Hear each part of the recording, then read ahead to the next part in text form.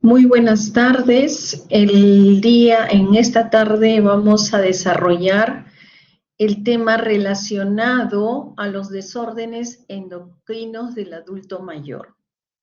Como ustedes deben tener conocimiento, el adulto mayor es aquella persona que, según la Organización Mundial de la Salud, está de 65 años a más, ¿no?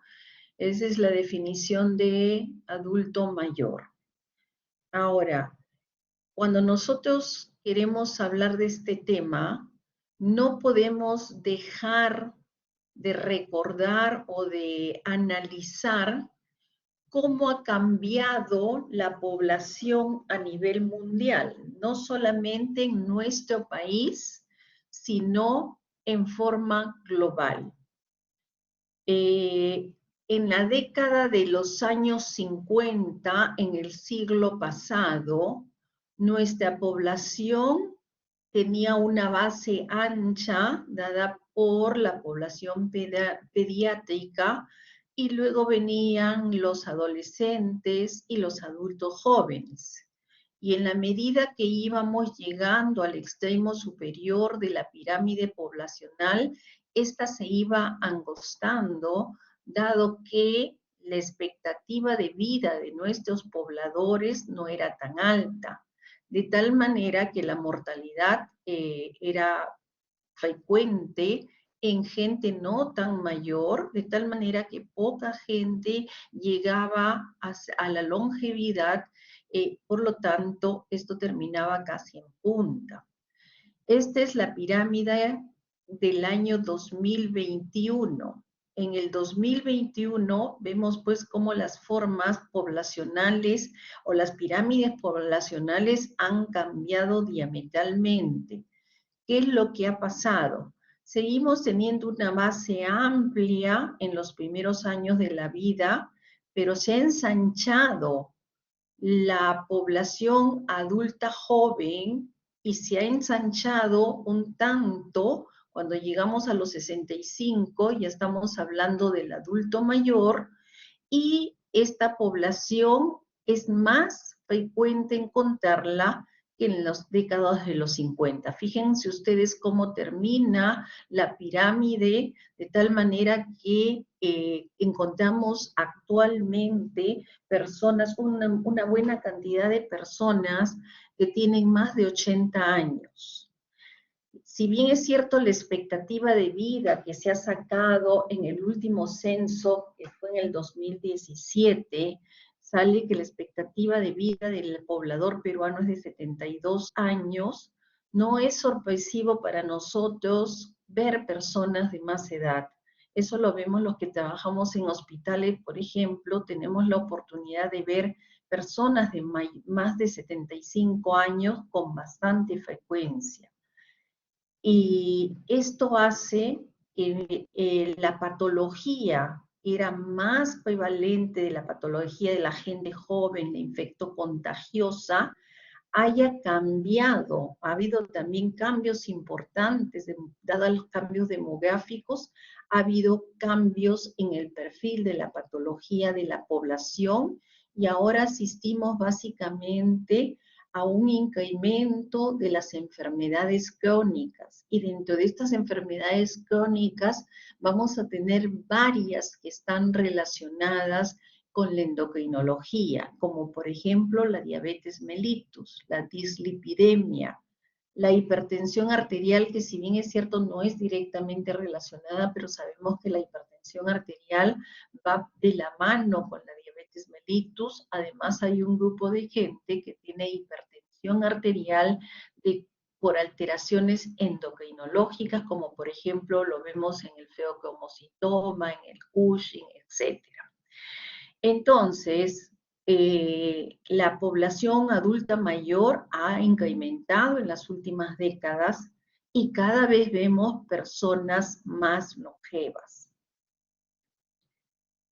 Por otro lado, es importante señalar, esto es una tabla sacada del INEI, en donde en el trimestre último del 2021, se pregunta a la población adulta mayor, porque este es del adulto mayor, la presencia o no de alguna enfermedad crónica.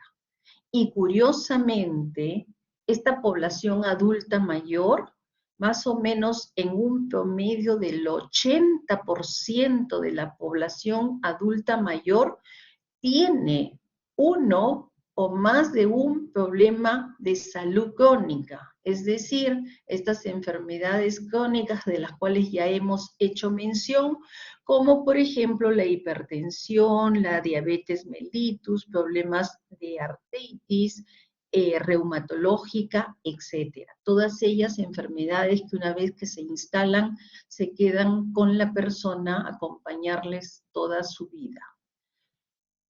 Esto, pues, ha dado un perfil epidemiológico diferente. Tenemos patologías que dependen más de problemas crónicos que de problemas infecciosos en la actualidad.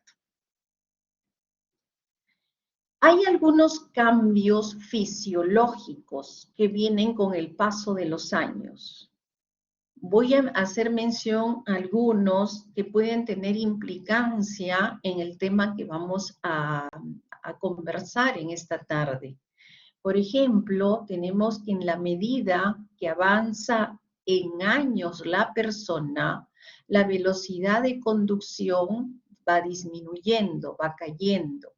El metabolismo basal cae, el índice cardíaco es menor, la tasa de filtración glomerular es menor, hay menor capacidad vital, hay un flujo plasmático menor, la capacidad respiratoria máxima es menor. En general, en todos los órganos y sistemas, vamos observando cómo en la medida que se va pasando de la cuarta década de la vida en adelante, va cayendo en forma progresiva las diferentes funciones que permiten tener al organismo en buen funcionamiento, tenerlo sano. Por otro lado, hay algunas hormonas que fisiológicamente cambian con el envejecimiento, con el paso de los años. Disminuyen la hormona aldosterona, que tiene que ver con la regulación de la presión arterial, la regulación del sodio, la calcitonina, que tiene que ver con la regulación del calcio junto con la vitamina D y la paratormona, disminuye la hormona de crecimiento, disminuye la renina, que va de la mano con la aldosterona para la regulación de la presión arterial, caen los estrógenos alrededor de los 50 años, pero vienen teniendo una caída progresiva a partir de los 35 años que empieza el climaterio, para tener una caída importante alrededor de los 50 años, cuando ya la mujer es menopáusica. La prolactina, cuando caen los estrógenos, la prolactina disminuye.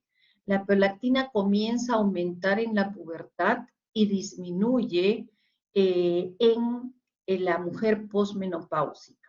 El varón también tiene una disminución de la testosterona, pero la gran diferencia desde el punto de vista de caída de hormona de gonadal entre el varón y la mujer es que la mujer tiene una caída del estrógeno a temprana edad.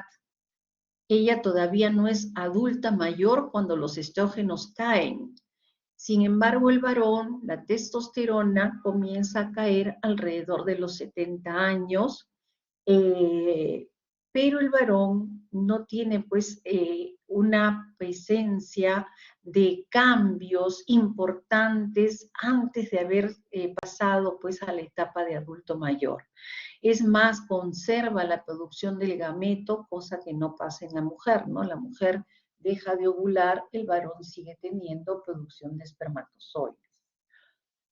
Hay algunas hormonas que aumentan y esto generalmente está en relación a aquellas que por feedback al estar la hormona periférica en valores bajos, esta van a aumentar. Me estoy refiriendo específicamente a la LH y a la FSH, las hormonas gonadotropas producidas en la hipófisis. Sabemos que cuando ya hay falla gonadal fisiológica, como lo que pasa en la mujer en el climaterio y lo que pasa en el varón alrededor de los 70 años, comienza por mecanismo de feedback o retroalimentación negativa, comienza a aumentar las gonadotrofinas para tratar de estimular a esa gónada que ya no va a responder, porque esos cambios en buena cuenta son cambios por deterioro por el paso de los años. Entonces, FSH, LH, la vamos a encontrar elevada, va a estar elevada por ese mecanismo que estoy explicando, y también vamos a tener incremento proporcional de la paratormona, y esto también se explica porque en la medida que vamos avanzando en años, vamos teniendo menos masa ósea, menos calcio, y la paratormona es una hormona reguladora del calcio, pero no incrementa valores patológicos, simplemente hay un incremento que se va a ver con la edad. También incrementa la norepinefrina. Hormonas que no modifican en forma importante el cortisol, la epinefrina y las hormonas tiroideas per se. Se mantienen más o menos estables independientemente de la edad.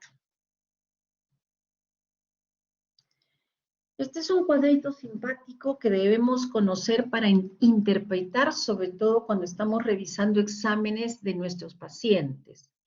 Este es en relación al TSH. Habíamos mencionado que las hormonas tiroideas no se modifican con el paso de los años. Sin embargo, el TSH tiene una leve tendencia a incrementar.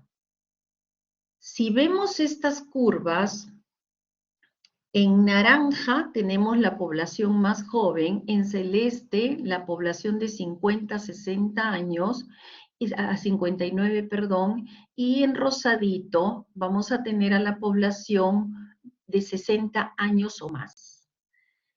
Aquí tenemos el porcentaje y en esta fila vamos a tener los valores de TSH. Más o menos va a depender mucho del ensayo clínico, pero el TSH aproximadamente sus valores normales están entre 0.5 a 4 unidades internacionales. Estamos hablando en general. Cuando vemos esos valores en una gestante, vamos a encontrar que el TSH se encuentra más bajo que su promedio normal, siendo eutiroidea. Sin embargo, la persona de 60 años o más comienza a tener niveles de TSH discretamente más elevados. Entonces no nos llame la atención encontrar, por ejemplo, en una persona adulta mayor un TSH de 6, con hormonas tiroideas normales. Eso más son por cambios propios de la edad más que patología. Entonces tenemos que aprender a interpretar. Ahora, si yo encuentro un TSH de 10 o por encima de 10, independientemente de la edad,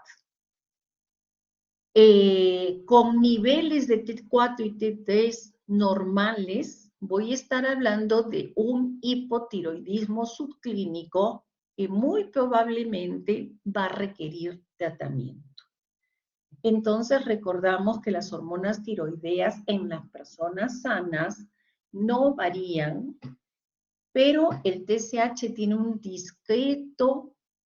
una discreta elevación en sus valores máximos superior. Eso es fisiológico. Bien, voy a centrar la presentación básicamente en 3 problemas endocrinológicos que pueden tener relevancia o diferencia en el adulto mayor. En primer lugar, la diabetes y también la diabetes asociada con la obesidad. En segundo lugar, la patología tiroidea. Y en tercer lugar, el hipogonadismo.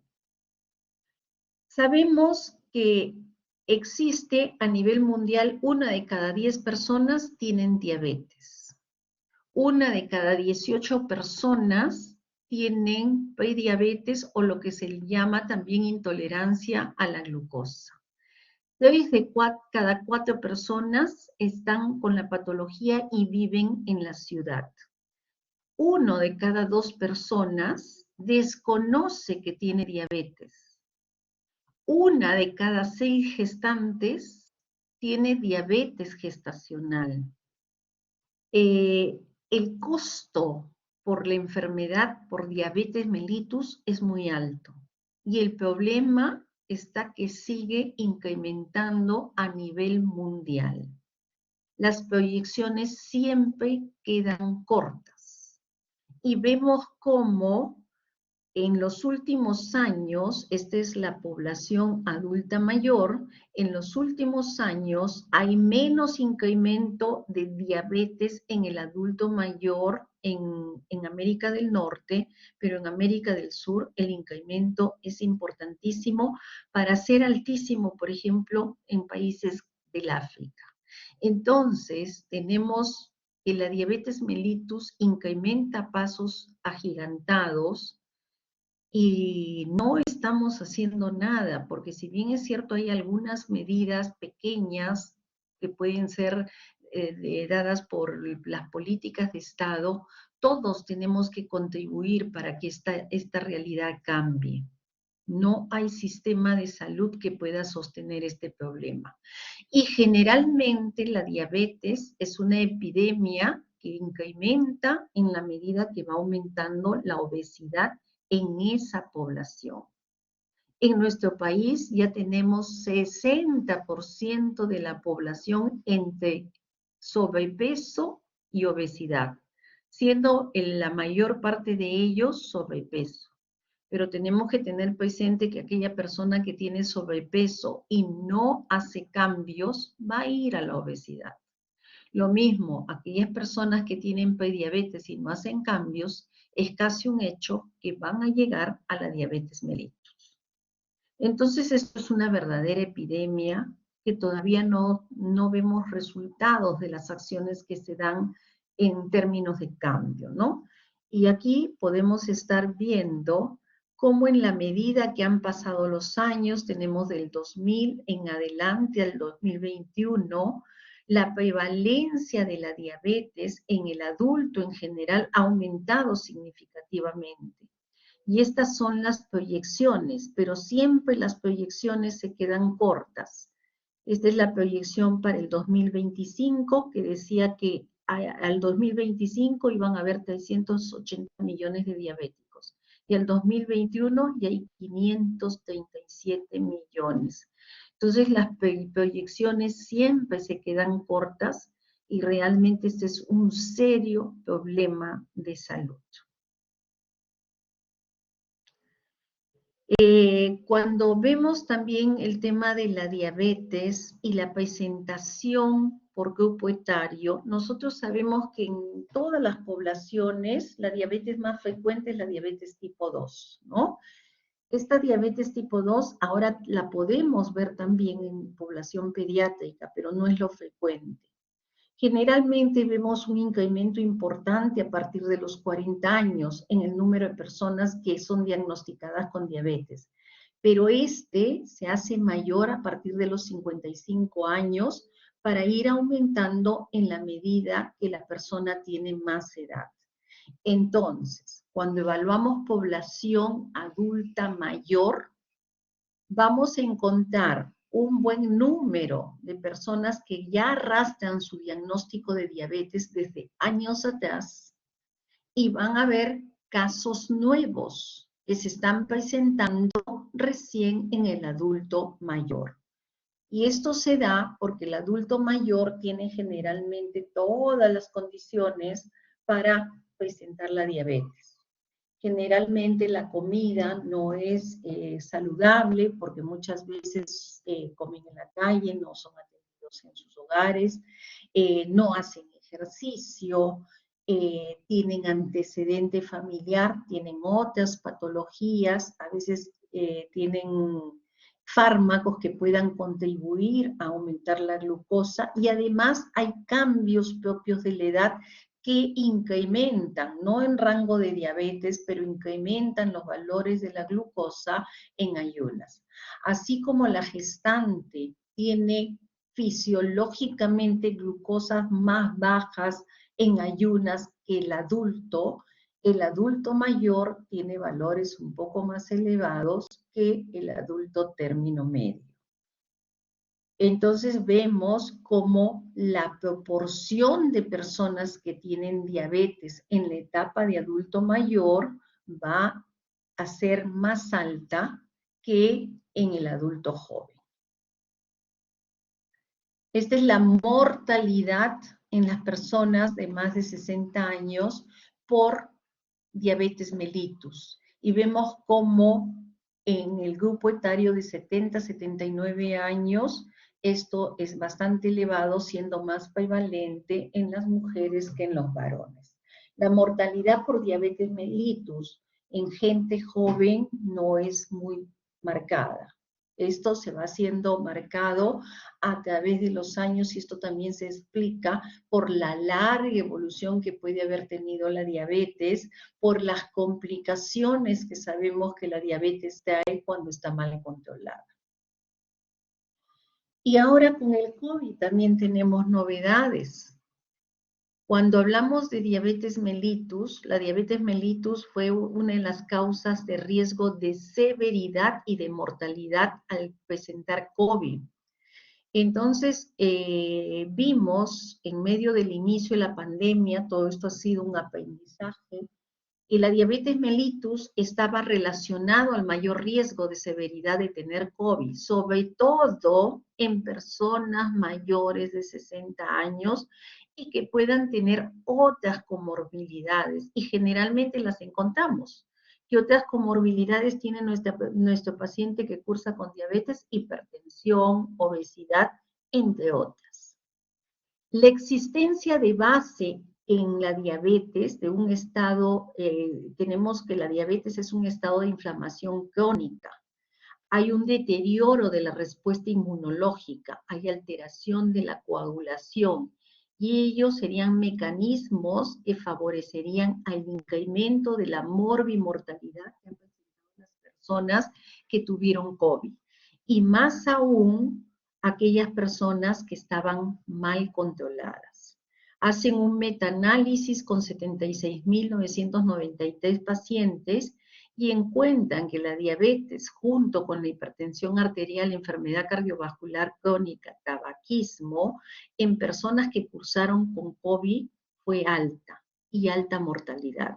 Entonces, no solamente era el diagnóstico de diabetes, sino también el diagnóstico de tener una diabetes mal controlada. Eso dio lugar, pues, a que esta población esté dentro de los grupos de riesgo para enfermar o morir por COVID. Y adultos, ¿no?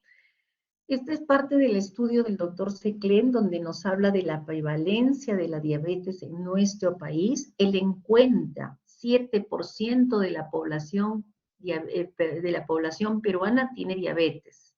Dentro del estudio que él hace, que es un estudio a nivel nacional, encuentra que 4.2% de este total tienen diagnóstico conocido y para el 2.8% este diagnóstico fue un hallazgo. Este estudio realmente dio mucha información en relación a las personas con diabetes y es importante remarcar.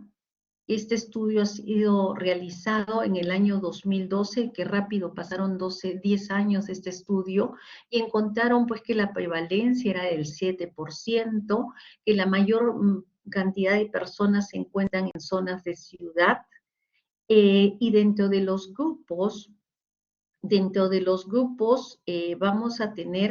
tenemos el dato de la edad. Entre género, mujer y hombre es casi lo mismo, pero en la edad, fíjense ustedes cómo se va acumulando. A partir de los 55 años a 64 tenemos 17.7% de las personas con diabetes. Y de 65 a más tenemos 10.6%. Vamos viendo cómo las personas con diagnóstico de diabetes se van concentrando en las edades más avanzadas. El manejo de la persona anciana que tiene diabetes no necesariamente es igual al manejo de la persona adulta o joven o el joven.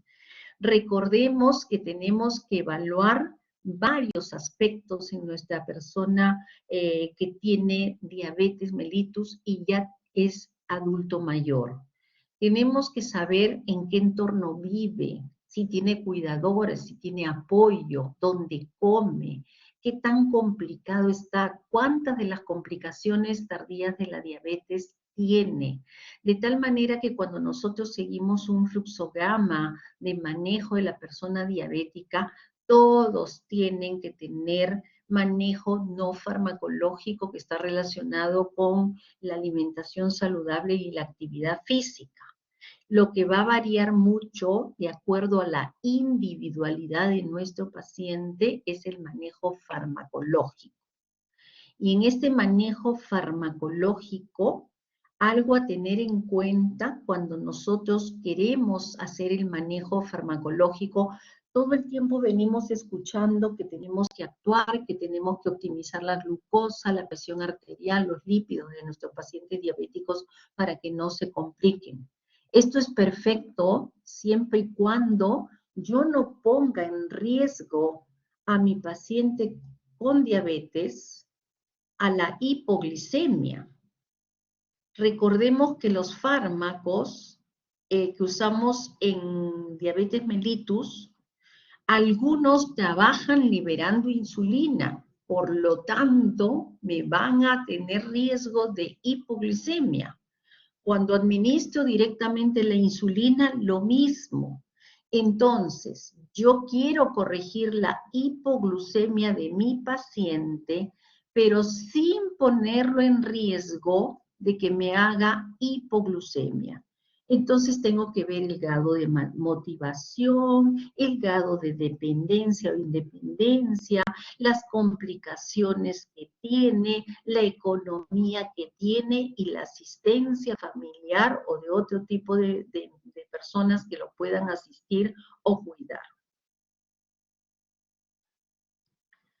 La Federación Internacional de Diabetes clasifica al adulto mayor en 3 categorías, y esto es importante para su manejo. Fíjense ustedes, y este manejo basado básicamente en el riesgo de que no nos haga hipoglucemia, porque recuerden que la hipoglucemia puede dejar a mi paciente en estado de coma para siempre.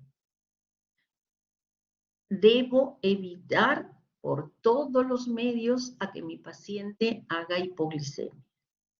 Tengo al adulto mayor funcionalmente independiente. Independientemente de cuántos años tiene, ese paciente se vale por sí mismo, no requiere de ayuda para hacer su vida rutinaria. No tiene mayores complicaciones, tiene buena vista, camina, etc. Yo a ese paciente puedo tratar de llegar a una meta de hemoglobina glicosilada de 7 a 7.5.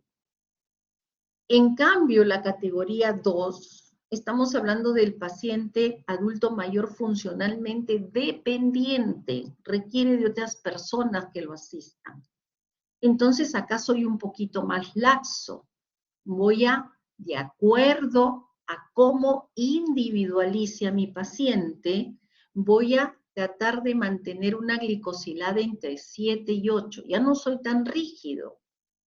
Con el adulto joven de 40 años, claro que quiero que la glicosilada esté en 6.5. Pero con el adulto mayor que es dependiente, de repente puedo aceptar el 8. para no ponerlo en riesgo de hipoglicemia.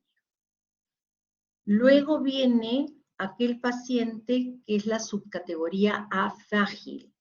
Aquí en la categoría A frágil significa pues que es un paciente que ha bajado de peso, que tiene movilidad restringida, fuerza muscular disminuida y tiene alto riesgo de caídas. Entonces en ese paciente yo puedo poner como meta el 8.5 de hemoglobina glicosilada. Y hasta 8.5, ¿no? Igual en la subcategoría B, en donde hay demencia, trastornos de la memoria, desorientación, hasta 8.5. Al final, lo que yo estoy evitando es la hipoglicemia y dependerá el valor o el punto de corte que yo escoja, dependiendo pues qué tanto soporte familiar o por una cuidadora tiene este paciente. La categoría 3 en general es el cuidado final de la vida, donde o sí debemos evitar la hipoglicemia, sintomática por lo menos, porque se sabe que los pacientes con diabetes mellitus pueden tener con mucha frecuencia hipoglicemia sintomática.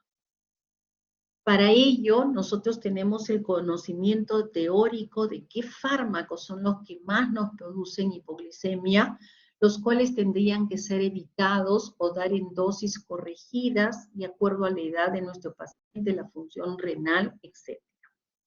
Entonces, ¿qué importancia tiene el tema de diabetes en el adulto mayor? Que voy a individualizar su meta de control. Que tengo que tener cuidado de no ponerlo en riesgo de que me haga una hipoglucemia. Y esto es para ver cómo se maneja la persona obesa. En nuestro país tenemos problemas de desnutrición, de malnutrición, tanto por desnutrición como por obesidad. Cuando aumenta el problema de obesidad, vamos a tener que aumentan en forma paralela otras epidemias. Por lo tanto, nosotros debemos tratar de evitar que nuestro paciente vaya a la obesidad.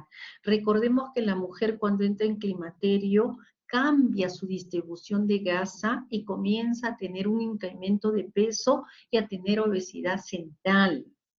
Lo mismo pasa con el varón en la medida que va aumentando en años. Y a ello le vamos sumando pues el sedentarismo, ¿no? De tal manera que tenemos que tener cuidado con el tema de la obesidad. En el tema de la obesidad vamos a contar con muchas herramientas para el manejo de la obesidad.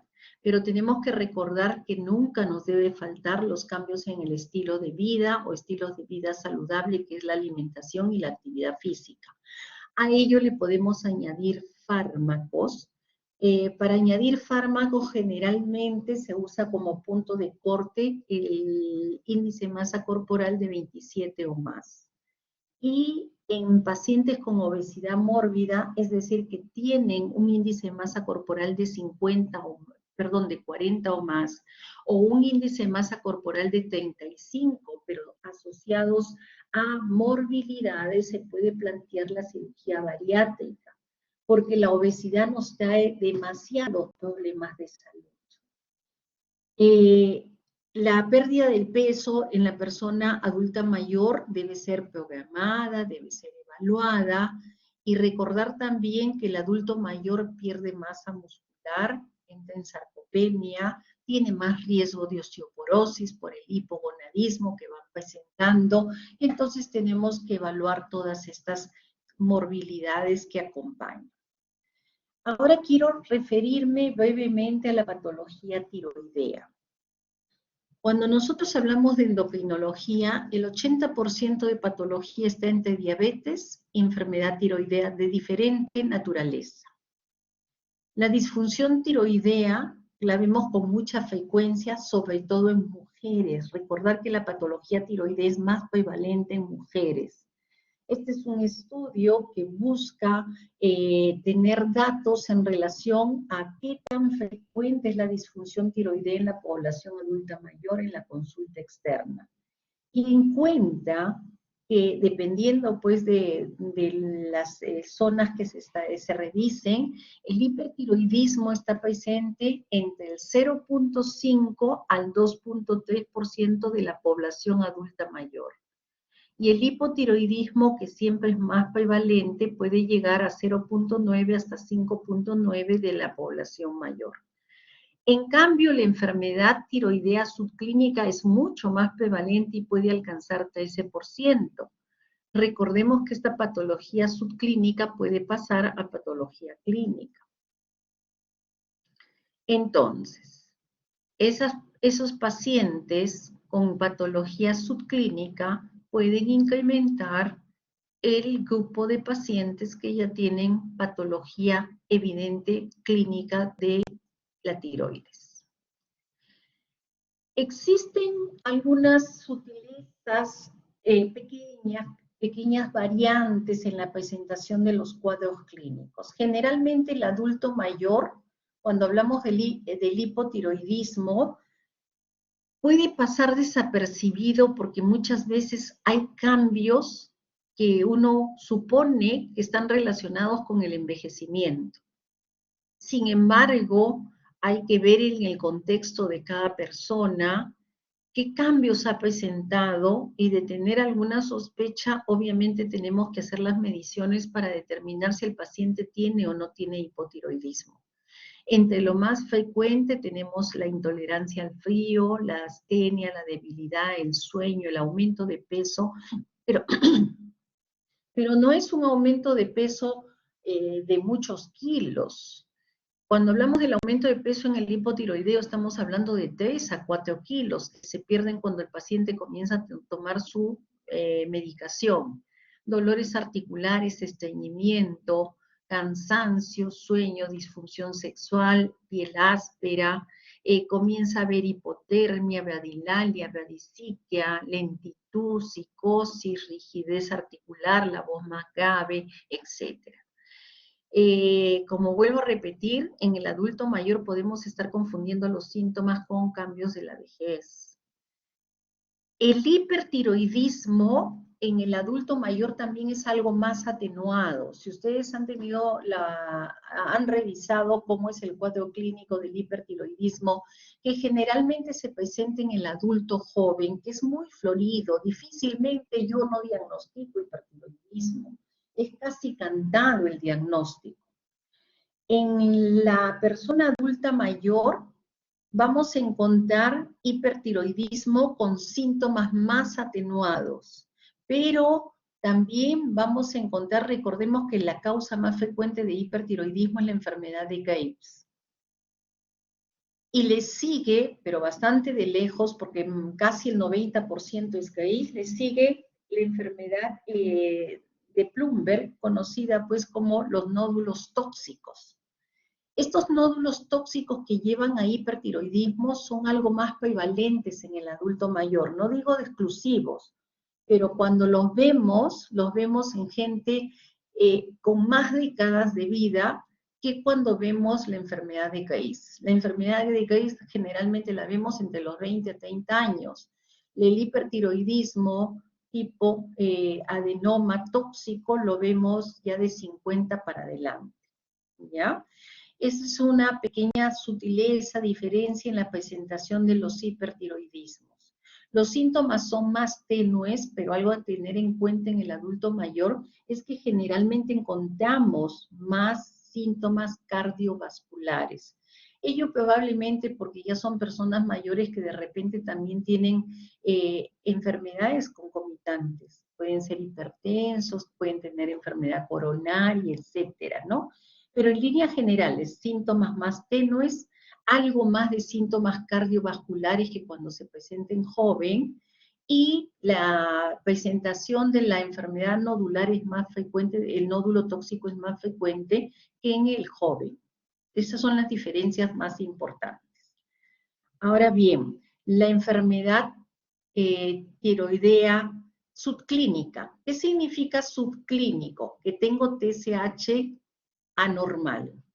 Si el TSH está alto, es un hipotiroidismo subclínico. Si el TSH está suprimido, es un hipertiroidismo subclínico. pero las hormonas tiroideas están dentro del rango normal. De lejos siempre la enfermedad tiroidea de tipo hipotiroidismo es más frecuente que el hipertiroidismo.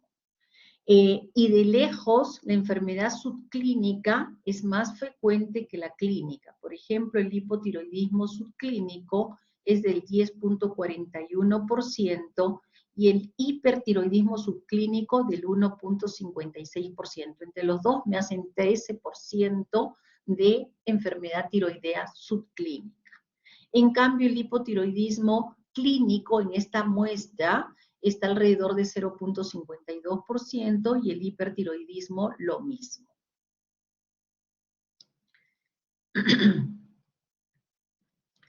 Cuando vemos trastornos que se pueden asociar a enfermedad tiroidea de tipo hiperfunción, generalmente vamos a encontrar trastornos de ansiedad, a diferencia del hipotiroidismo que vamos a encontrar con más frecuencia depresión. Algo también a mencionar, como habíamos dicho, también en la patología tiroidea, sobre todo en el hipotiroidismo, podemos tener deterioro cognitivo asociado, que no sabemos cuánto es por la edad y cuánto puede ser por la enfermedad por sí. En la patología tiroidea, en general, llámese hipertiroidismo o hipotiroidismo, pueden ir acompañados de otros problemas como la hipertensión, la dislipidemia, la enfermedad coronaria, entre otras, la obesidad. Entonces, hay que evaluar a nuestro paciente adulto mayor porque recordemos que generalmente ellos tienen varias morbilidades concomitantes. También generalmente tienen polifarmacia. En resumen, el tema de la enfermedad tiroidea del adulto mayor, podemos decir que de hecho la enfermedad tiroidea del adulto mayor tiene una prevalencia alta en la población mayor cuando juntamos todas las patologías clínicas y subclínicas.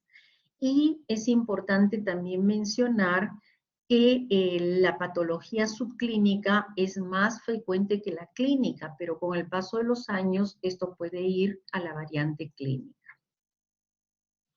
Bien, y en última instancia quiero hablar del hipogonadismo y básicamente me voy a referir al masculino porque la mujer hace su hipogonadismo, pero a edad más temprana, como ya he mencionado. Entonces el hipogonadismo en el varón comienza a presentar bochorno semejante al climaterio femenino.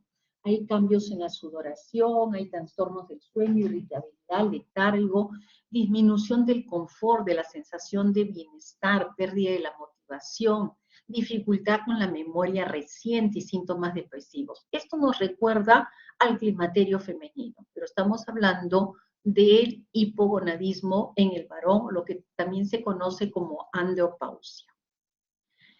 También vamos a encontrar baja autoestima, disminución de la energía, disminución de la fuerza, porque ya hemos dicho que hay pérdida de masa muscular tanto en el varón como en la mujer. Hay pérdida del vello corporal, comienza a aumentar el peso, pero la obesidad centrípeta, que es la dañina, la que favorece la enfermedad, las enfermedades metabólicas. Disminuye la actividad sexual, hay disfunción sexual, lo cual pues que se va traduciendo en cambios por el avance de los años, ¿no?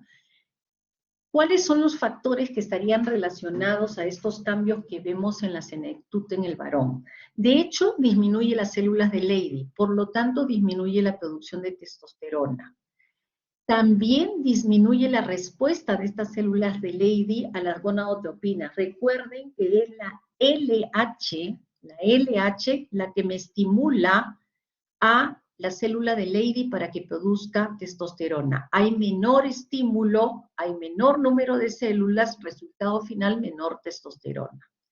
Además, hay alteración en las enzimas que me permiten pasar del colesterol a las diferentes hormonas. A ese proceso se le llama esteroidogénesis. Al haber alteraciones en las enzimas, muchas veces no podemos completar el paso y no llegamos pues al producto final. Hay también trastornos en la circulación arterial del testículo Y como factores hipotalámicos hipofisarios encontramos pérdida del ritmo circadiano de la testosterona, disminuyen los pulsos de LH, disminuye la actividad de la LH, o sea, ya no solamente que la célula de Leydig no responde, sino que los pulsos son menos amplios y la actividad de la hormona es menos potente. Disminuye el freno que normalmente pone la hipófisis cuando hay cambios en los andrógenos en el varón. Entonces el eje hipotálamo hipofisario también se altera y se suma a disminuir la producción de la testosterona por las células de Leydig. Resultado final de todos esos cambios, disminuye la testosterona en aproximadamente 0.4% por año. Disminuye la testosterona libre. Recuerden que la testosterona va unida a un transportador y para que actúe se tiene que liberar. Entonces está disminuyendo la testosterona total y también disminuye la testosterona libre en un 1.2% anual.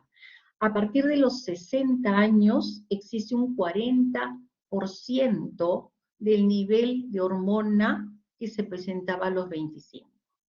1% de descenso anual de testosterona que está ligada a la albúmina. Aumenta el transportador. Al aumentar el transportador hay menos hormona libre. Disminuye la dehidroepiandrosterona sulfato, que también es un andrógeno. Disminuye la dehidrotestosterona. Recuerden que la dehidrotestosterona no es sino la conversión de testosterona a dehidrotestosterona, que es la hormona potente. Y disminuye los receptores afines al andrógeno. Entonces, hay cambios importantes que van a dar síntomas como calor, sudoración, insomnio, nerviosismo, cambios en la esfera sexual del varón, que tienen explicación. Cambios en la distribución corporal, disminuye la masa muscular, aumenta la masa grasa, disminuye el vello corporal, hay obesidad abdominal, hay cambios en el carácter, hay tendencia a la depresión, hay poca motivación.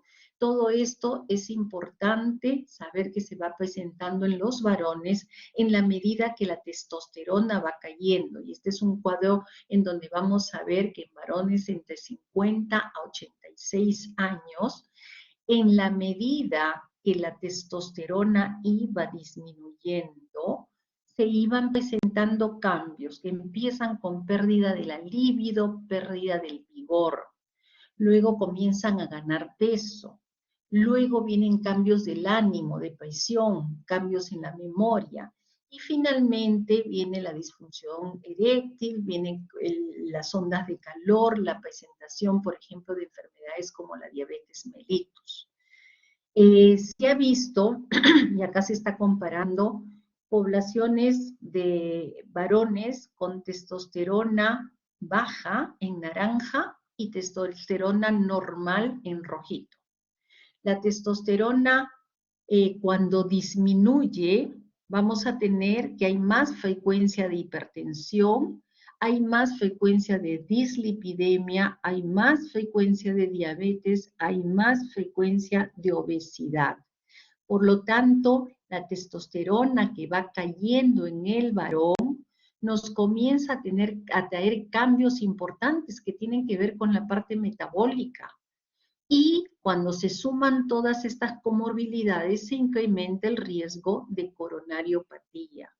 Entonces, la caída de la testosterona también es un factor importante que aumenta la prevalencia de síndrome metabólico, de diabetes, de dislipidemia, de hipertensión, etc.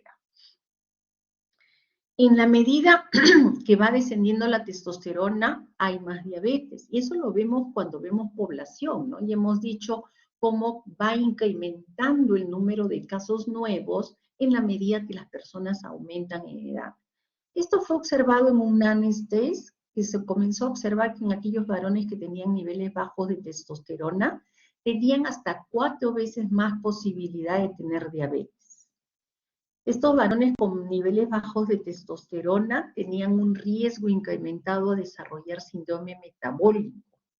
Y los pacientes que tenían mayores niveles de testosterona, ya no niveles bajos, sino niveles normales, tenían pues una mejor respuesta, menos obesidad, etc. Entonces, la caída de la testosterona en la senectud también es un factor de riesgo para todos los problemas metabólicos. Y con la caída de la testosterona también nos viene un riesgo incrementado a hacer osteoporosis. Y esto hay que tener en cuenta. El hipogonadismo que encontramos en estos pacientes, que es fisiológico porque son cambios en la edad, van a favorecer la presencia de la osteoporosis. Además de fármacos, recordemos que la persona adulta mayor tiene polifarmacia. Cuando toman levotiroxina en exceso, glucocorticoides, heparina, anticonvulsivantes, mayor riesgo de osteoporosis, y si tienen mayor riesgo de osteoporosis, mayor riesgo de fractura.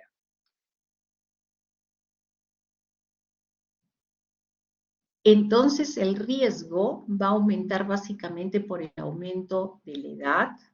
La población blanca tiene más riesgo de osteoporosis, los antecedentes familiares suman, hay más riesgo de fractura, más riesgo de demencia. Hay varias cosas que cambian en el adulto mayor. Por ejemplo, el adulto mayor ya no come normal, no come balanceado, no se preocupa de su dieta saludable. Come lo que tiene a la mano, come lo que le dan, come lo que puede, mas no come balanceado.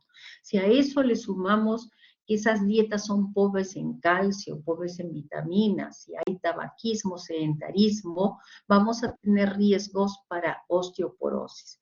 Si a eso le sumamos que el paciente tiene hipogonadismo, con mayor razón vamos a tener osteoporosis y mayor riesgo de hacer fracturas en estas personas. Y sabemos que la persona que se fractura tiene un alto riesgo de morir a corto o mediano plazo. Esos son los datos que he querido traerles, haciendo mención importante que la patología que nos debe preocupar en el adulto mayor por ser más prevalente es la diabetes mellitus, y su manejo difiere un poco del adulto joven. Hacer mención que la patología tiroidea es siempre más prevalente en la mujer, pero se va presentando cada vez en el adulto de más edad, sobre todo los hipotiroidismos, y que los cuadros clínicos tiroideos son algo más atenuados. Y el último tema en relación al hipogonadismo masculino, que se dan cambios fisiológicos, eso es fisiológico, al igual que el climaterio en la mujer, pero esos cambios fisiológicos traen alteraciones que van a traer más morbilidad, como por ejemplo la presencia de diabetes, la presencia de síndrome plurimetabólico, la presencia de osteoporosis, mayor riesgo de fracturas. Por tanto, cuando estemos frente a un adulto mayor, tenemos que hacer una buena historia clínica, tenemos que preguntar por todos los diagnósticos que ya tienen conocidos, tenemos que preguntar ampliamente por los medicamentos que consumen, y finalmente, si no lo hacen ellos, alentarlos a tener una alimentación saludable, alentarlos a hacer actividad física. Ya sabemos de los beneficios que traen una vida saludable, hábitos saludables de vida. Por tanto, pues, un adulto mayor tendrá mayor calidad de vida en la medida que coma más sano, en la medida que haga ejercicios, en la medida que haga control de su salud, prevención de enfermedades. Muy bien, este era el tema del día de hoy. Si tuvieran alguna pregunta, algún comentario, algún aporte, encantada.